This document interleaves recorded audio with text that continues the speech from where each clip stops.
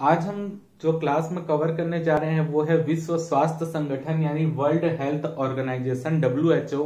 हाल ही में जो है ये काफी ज्यादा आप बोल लीजिए सुर्खियों में रहा है, क्योंकि अमेरिका जो है वो WHO से बाहर होने की घोषणा कर दिए है। कोरोना वायरस के कारण जो है चीन का समर्थन कर रहा है WHO, ऐसा मानना था अमेरिका का, और चीन के विरुद्ध वो एक्शन नहीं ले रहा है, जिसके कारण जो है अमेरिका जो है WHO से बाहर हो गया है। ठीक है, तो ये सुर्खियों में रहा है, तो पेपर में इस संगठन के बारे में पूछा जा सकता है। तो आज की क्लास में अभी हम कवर करने वाले हैं WHO है क्या, इसका गठन क्या हुआ, कब हुआ, इसका उद्देश्य व कार्य क्या है, फिर WHO की संरचना क्या और भारत में अभी तक कौन कौन से कार्यक्रम WHO ने चलाए हैं, ये पाठ हम अभी कवर करने वाले हैं। तो चलिए सबसे पहले देखते हैं कि WHO यानी विश्व स्वास्थ्य संगठन की स्थापना कब हुई थी। विश्व स्वास्थ्य संगठन की स्थापना जो है सन 1948 में हुई थी। इसका मुख्यालय जो है जेनेवा स्विट्जरलैंड में है। ठीक है, 1948 में WHO की स्थापना हुई, मुख्यालय जेनेवा स्विट्जरलैंड में है। इसके वर्तमान सदस्य संख्या 193। ठीक है, पहले 194 थी, लेकिन जो है अमेरिका जो है वो WHO से बाहर हो गया है, जिसके कारण अब सदस्यों की संख्या 193 हो गई है। 150 देशों में जो है इसका मेन मुख्यालय जो है वो स्विट्जरलैंड जेनेवा में है, और 150 देशों में इसके कार्यालय भी स्थित है। WHO के कार्यालय 150 देशों में भी स्थित है। यह अपने सदस्य देशों के स्वास्थ्य मंत्रालय के साथ मिलकर कार्य करता है, यानी इसके जो 193 सदस्य है, हर देश में एक स्वास्थ्य मंत्रालय होता है। तो WHO जो रहता है हर देश के स्वास्थ्य मंत्रालय के साथ मिलकर जो है समन्वय स्थापित करते हुए कार्य करता है। WHO ने जो है अपना कार्य 7 अप्रैल 1948 से करना प्रारंभ किया था, यानी WHO की जो आप बोल सकते हो कार्य करना 7 अप्रैल 1948 से प्रारंभ किया। इसी के लिए जो 7 अप्रैल का दिन होता है प्रतिवर्ष विश्व स्वास्थ्य दिवस मनाया जाता है। ठीक है, क्योंकि 7 अप्रैल 1948 से WHO ने कार्य करना प्रारंभ किया है, इसी के लिए 7 अप्रैल को प्रतिवर्ष विश्व स्वास्थ्य दिवस के रूप में मनाया जाता है। अगर हम देखें WHO के कुछ कार्य या उद्देश्य देखें, तो सबसे पहला कार्य है स्वास्थ्य के क्षेत्र में संयुक्त राष्ट्र संघ, यूएनओ का मतलब यूनाइटेड नेशन ऑर्गेनाइजेशन यानी संयुक्त राष्ट्र संघ, तथा इसके विशेष संगठनों तथा अन्य स्वास्थ्य संबंधी संस्थाओं में सहयोग स्थापित करना, यानी विश्व में स्वास्थ्य के जितने भी संस्थाएं कार्यरत हैं उनके मध्य सहयोग व समन्वय स्थापित करना WHO का सबसे पहला काम है। दूसरा है महामारियों तथा बीमारियों के उन्मूलन के कार्यों को प्रोत्साहित करना। किसी भी देश में विश्व में कोई भी महामारी आई हो या बीमारी फैली हो, जैसा आपने देखा होगा अभी कोरोना वायरस फैला, उसके पहले इबोला वायरस फैला था, पोलियो, मलेरिया, ये सब के जो है मुख्य रूप से उन्मूलन के कार्यों को प्रोत्साहित करता है। किसी देश में पोलियो के उन्मूलन के लिए कार्य करता है, किसी देश में मलेरिया के उन्मूलन का कार्य कर रहा है, किसी में डेंगू के, किसी में एड्स के। तो ये सब जो है महामारियों तथा बीमारियों के उन्मूलन से संबंधित कार्यों को प्रोत्साहित करता है WHO। थर्ड है अंतर्राष्ट्रीय स्वास्थ्य के कार्यों का संचालन व समन्वय करना, यानी विश्व के स्वास्थ्य के जितने भी कार्यक्रम होंगे उनका संचालन और उन सभी कार्यक्रमों के मध्य समन्वय स्थापित करने का काम WHO का है। अगला बीमारियों को निदान संबंधित कार्यों का मानकीकरण और खाद्य पदार्थों एवं दवाइयों के संबंध में अंतर्राष्ट्रीय मानक तैयार करना या निश्चित करना। अब देखिए, जैसे कि आपने देखा होगा शुरू में अभी खबरें आ रही है कि अमेरिका जो है वो कोरोना वायरस की दवाई बना रहा है। ठीक है, रूस बना लिया है। इस तरीके का उसका कोई भी जो दवाई होती है या वैक्सीन होती है उसको 3 स्टेज से होकर गुजरना पड़ता है। ठीक है, तो 3 स्टेज के बाद जब वो वैक्सीन का प्रयोग सफल होता है तो उसके बाद WHO के पास जाता है, और WHO जब तक उस दवाई को आप उसके क्योंकि एक मानकीकरण रहता है, पूरा 3 स्टेज के पूरे रिपोर्ट को देखेगा, उसके बाद जो है WHO ऑथराइज्ड करेगा उस दवाई को कि हाँ ये कोरोना की दवाई बन चुकी है, वैक्सीन बन चुकी है। उसके बाद ही वो दवाई जो है वो मार्केट में आएगी। तो WHO का ही काम होता है कि जो भी बीमारी या महामारी फैली है उससे संबंधित जो भी दवाई हो, पहला तो उसको मानकीकृत करना कि हाँ ये उसी की दवाई है। ठीक है, इसका सफल प्रयोग हुआ है, सबको करके जब तक ये ऑथराइज नहीं करेगा WHO, वो दवाई जो है वो मार्केट में नहीं आएगी। सेम खाद्य पदार्थों में भी करता है, विशेषकर वो खाद्य पदार्थ जो कि मानव के स्वास्थ्य को प्रभावित कर सकते हैं, उनका भी मानकीकृत करने का काम WHO का ही होता है। ठीक है, तो ये मेन कार्य है WHO के। अब और जो मेन जो यहाँ पर मैंने बता दिया इसका संगठन के बारे में, अब हम देखते हैं कि डब्ल्यूएचओ की संरचना क्या है, यानी कौन कौन से डब्ल्यूएचओ में कार्य करने वाली संरचना है या कितने भागों में डब्ल्यूएचओ बटा हुआ है, और उसके देखते हैं कि भारत के विकास में या भारत में जो है मुख्य रूप से क्या भूमिका डब्ल्यूएचओ ने निभाई है।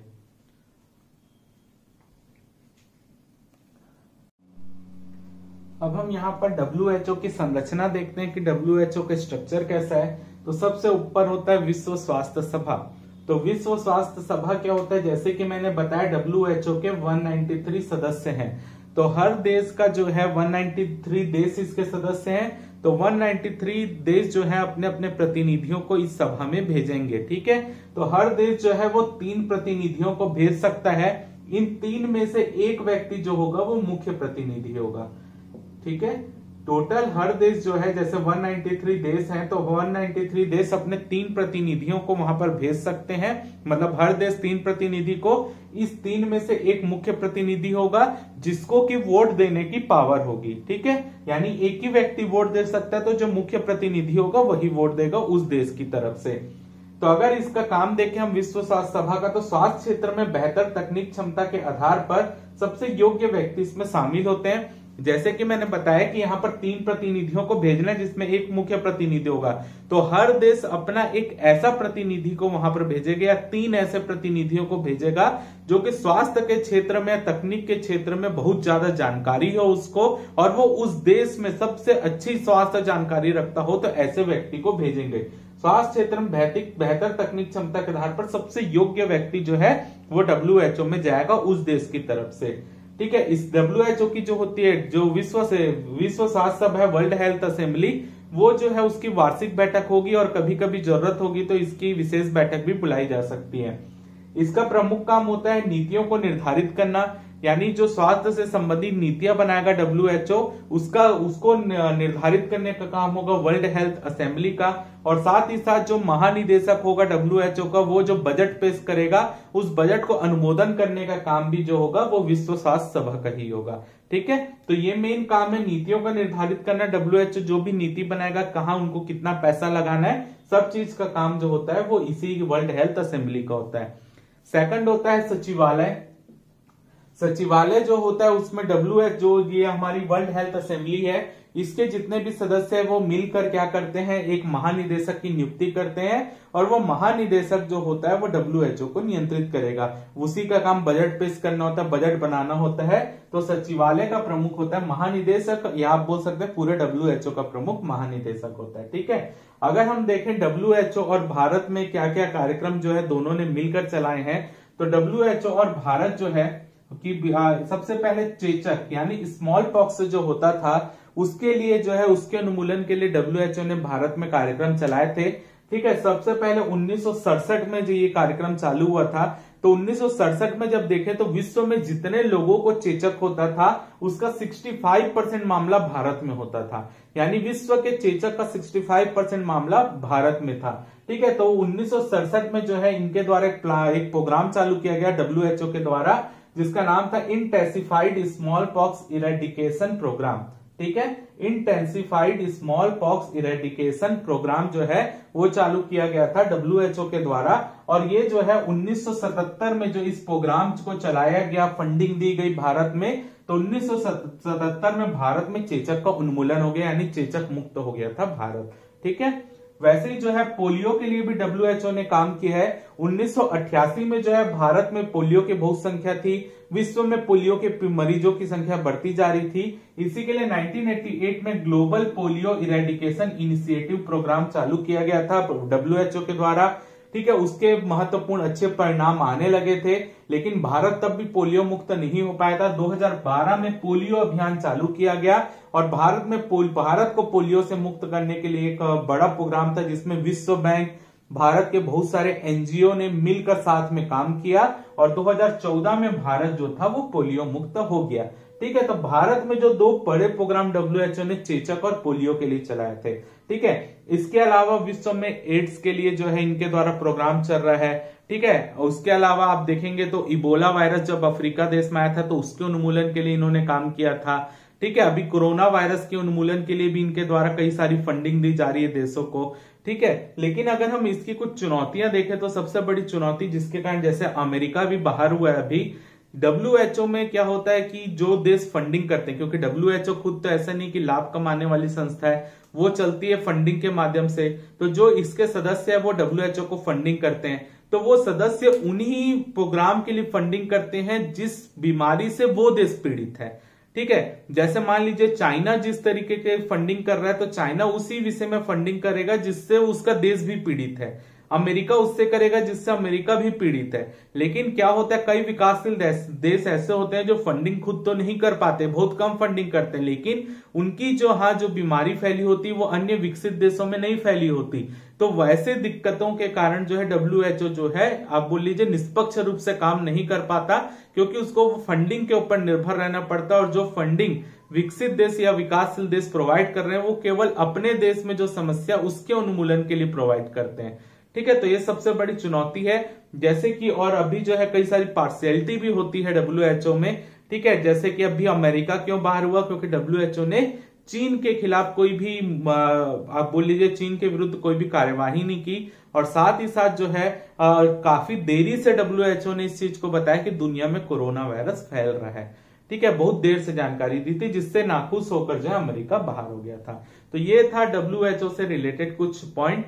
पेपर में 8 नंबर 10 नंबर में डब्ल्यूएचओ पूछा जा सकता है, खासकर ये पूछा जा सकता है डब्ल्यूएचओ का कार्य या उद्देश्य क्या है 2 या 4 नंबर में, क्योंकि अभी कोरोना वायरस फैला भी हुआ है, तो डब्ल्यूएचओ क्योंकि हेल्थ से रिलेटेड है तो आपसे पूछा भी जा सकता है। उसके अलावा भारत में डब्ल्यूएचओ ने कौन कौन से कार्यक्रम चलाए हैं, तो चेचक के लिए, पोलियो के लिए, इसके अलावा आप बता सकते हो विश्व में जैसे एड्स के लिए चल रहा है, ठीक है, इबोला वायरस के लिए चला था, ठीक है, उसके बाद बर्ड फ्लू हुआ था तब कार्यक्रम चला था, तो ये सब में स्वाइन फ्लू फैला था तब चला था, तो ये सब भी भारत में भी चले हैं। ये जो चेचक और पोलियो स्पेशली भारत में ही चलाया गया था, तो इसको हमने किया। बाकी जितने भी प्रोग्राम आप जान रहे हो उसको भी आप लिख सकते हैं, कोई उसमें हर्ज नहीं है। तो यहाँ पर हमारा डब्ल्यूएचओ वाला जो बेसिक जानकारी थी वो कंप्लीट होती है। अब बढ़ते हैं अगली क्लास की ओर।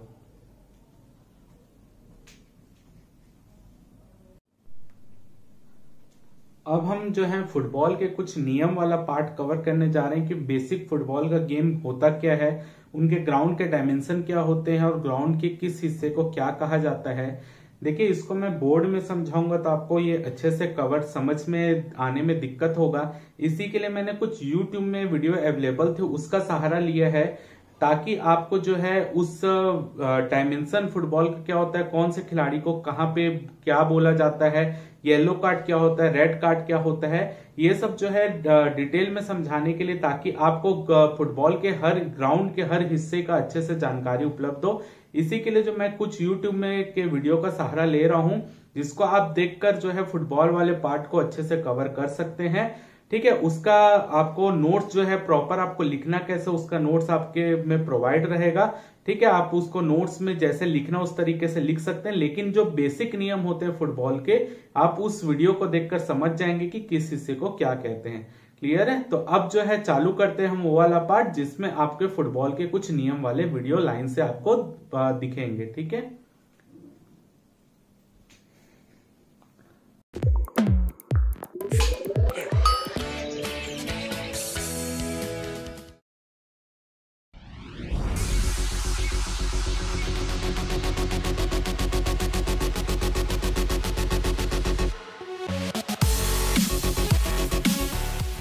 फुटबॉल दुनिया का सबसे लोकप्रिय टीम गेम, कुछ देशों में इसे सॉकर भी कहते हैं।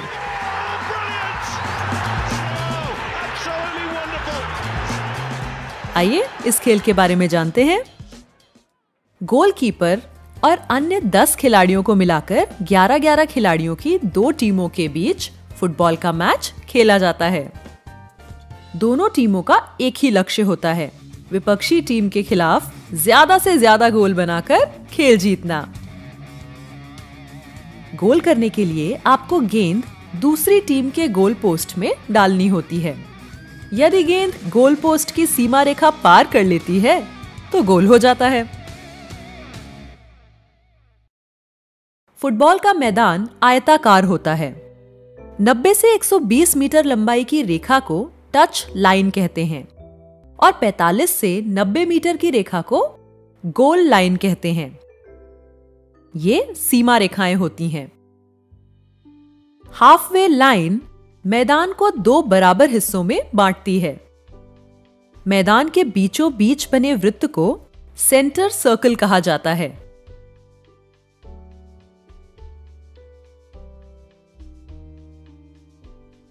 खेल की शुरुआत सेंटर स्पॉट पर रखी गेंद को किक मारकर होती है।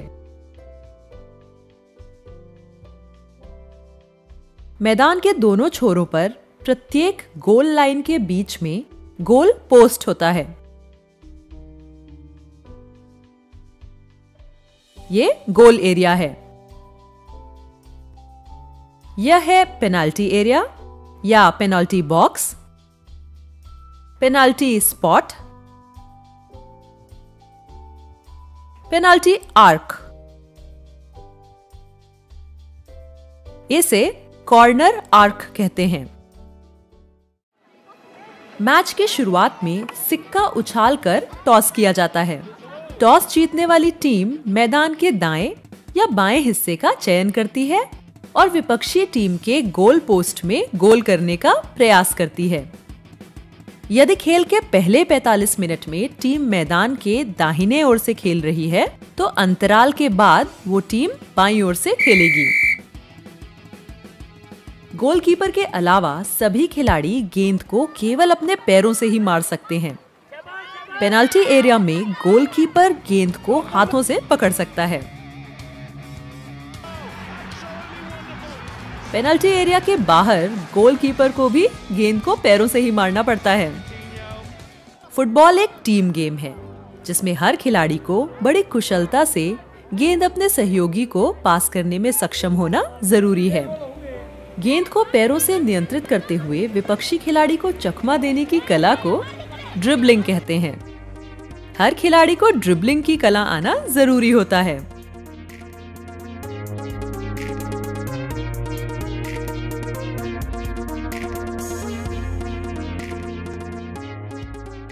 हवा में गेंद को रोकने के लिए या आगे धकेलने के लिए खिलाड़ी अपनी छाती या सर का उपयोग कर सकते हैं।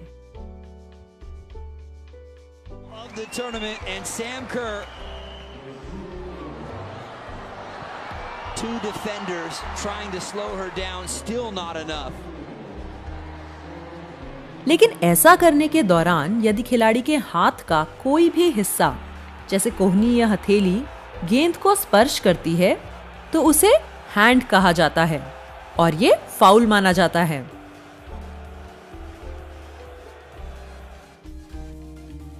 तब विपक्षी टीम को उसी स्थान पर गेंद का नियंत्रण दे दिया जाता है। विपक्षी खिलाड़ी को रोककर बॉल ले लेने को टैकल कहते हैं। लेकिन अगर टैकल करते वक्त गेंद के बजाय विपक्षी खिलाड़ी से ऐसी धक्का मुक्की होती है जिससे उसे चोट पहुंच सकती है तो इसे भी फाउल माना जाता है। ऐसी स्थिति में विपक्षी टीम को फ्री किक दी जाती है। अगर कोई खिलाड़ी अपनी ओर की पेनाल्टी एरिया के अंदर फाउल या हैंड करता है तो विपक्षी टीम को पेनाल्टी किक मिल जाती है। इसमें गेंद को पेनाल्टी स्पॉट पर रखकर एक खिलाड़ी किक मारकर गोल करने का प्रयास करता है और केवल गोलकीपर ही गोल की रक्षा कर सकता है। सब्स्टिट्यूशन। हर फुटबॉल टीम में 11 खिलाड़ी होते हैं। इसके अलावा हर टीम में अधिकतम 7 अतिरिक्त खिलाड़ियों को सब्स्टिट्यूट खिलाड़ी के रूप में रखा जा सकता है। मैदान में खेल रहे खिलाड़ियों को सब्स्टिट्यूट खिलाड़ियों से बदला जा सकता है, लेकिन एक मैच में अधिकतम 3 खिलाड़ियों को ही बदला जा सकता है। इसके बाद यदि किसी खिलाड़ी को चोट भी पहुंचती है तो टीम के बचे हुए कम खिलाड़ियों के साथ ही खेलना पड़ता है। खेल के दौरान यदि आपकी टीम द्वारा गेंद टच लाइन के बाहर चली जाती है तो विपक्षी टीम को थ्रो का मौका दिया जाता है। थ्रो का मतलब है टच लाइन के बाहर खड़े होकर एड़ी को उठाए बिना दोनों हाथों से गेंद को मैदान के अंदर फेंकना। इसी तरह यदि विपक्षी खिलाड़ी द्वारा गेंद आपकी ओर के गोल लाइन के बाहर चली जाती है तो आपके गोलकीपर को गोल किक का मौका दिया जाता है।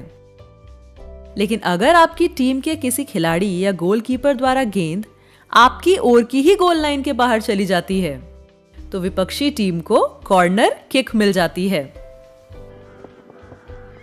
ऑफसाइड।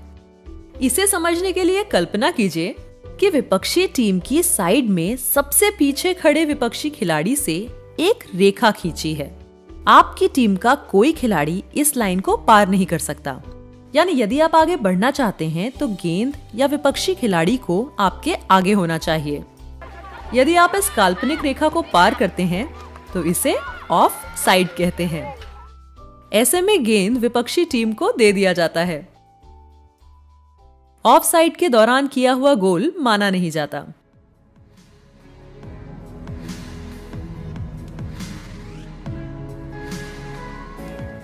फुटबॉल को समझना आसान है। फुटबॉल में शारीरिक बल, टीम वर्क और अन्य कई कौशलों की जरूरत होती है। यदि आपने 2-3 फुटबॉल मैच देखे हैं और आपने खेलना शुरू कर दिया है तो आप खेल के नियम खुद ही खुद समझ जाएंगे। तो चलिए फुटबॉल का आनंद लीजिए और तंदुरुस्त रहिए।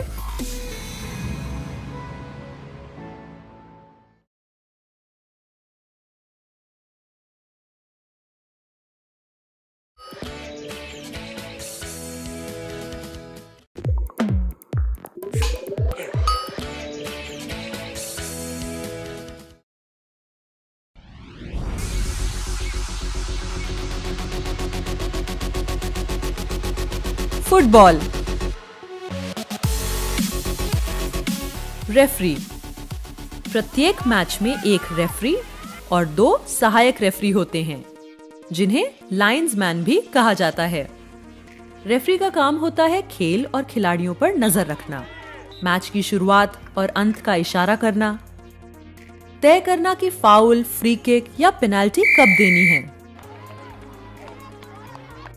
और फाउल के लिए खिलाड़ियों को लाल या पीला कार्ड दिखाना। अगर गेंद टच लाइन के बाहर चली जाए या कोई खिलाड़ी ऑफ साइड हो तो इसका इशारा देना सहायक रेफरी का काम होता है। अगर कोई खिलाड़ी इस तरह खेले कि विपक्षी खिलाड़ी को चोट लगने का जोखिम हो तो उसे येलो कार्ड दिखाकर चेतावनी दी जाती है या रेड कार्ड दिखाकर खेल से बाहर कर दिया जाता है। रेड कार्ड मिला हुआ खिलाड़ी अगले मैच में भी नहीं खेल सकता। अगर किसी खिलाड़ी को 2 बार येलो कार्ड मिल जाए तो उसे रेड कार्ड दिखाकर खेल से बाहर कर दिया जाता है। फुटबॉल को समझना आसान है। फुटबॉल में शारीरिक बल, टीम वर्क और अन्य कई कौशलों की जरूरत होती है। यदि आपने 2-3 फुटबॉल मैच देखे हैं और आपने खेलना शुरू कर दिया है तो आप खेल के नियम खुद ही खुद समझ जाएंगे। तो चलिए फुटबॉल का आनंद लीजिए और तंदुरुस्त रहिए।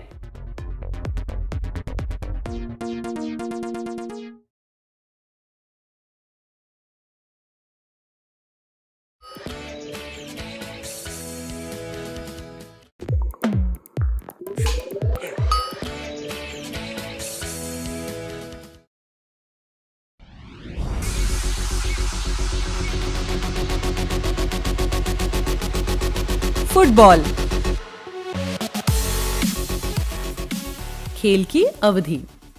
फुटबॉल का एक मैच 90 मिनट तक चलता है जिसमें 45 मिनट के 2 भाग होते हैं और बीच में 15 मिनट का अंतराल होता है। खेल के दौरान खिलाड़ी को चोट लगने के कारण, फाउल के कारण या किसी अन्य कारण से अगर खेल रुक जाता है तो ये समय 90 मिनट के आखिर में जोड़ा जाता है। इस प्रकार मैच के अंत में जिस टीम ने सबसे अधिक गोल किए होते हैं वो टीम मैच जीत जाती है। यदि 90 मिनट के बाद भी दोनों टीमों का स्कोर बराबर हो तो 30 मिनट का अतिरिक्त समय दिया जाता है। इसे एक्स्ट्रा टाइम कहते हैं। इसमें 15 मिनट के 2 भाग होते हैं।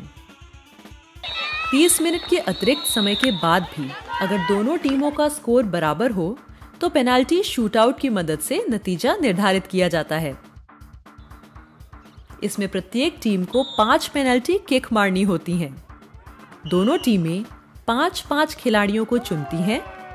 ये खिलाड़ी बारी बारी से पेनल्टी किक मारते हैं। इसमें जिस टीम के अधिक गोल होते हैं वो टीम मैच जीत जाती है। पर इसके बाद भी अगर स्कोर बराबर रहे तो पेनल्टी शूटआउट जारी रहता है। फुटबॉल को समझना आसान है। फुटबॉल में शारीरिक बल, टीम वर्क और अन्य कई कौशलों की जरूरत होती है।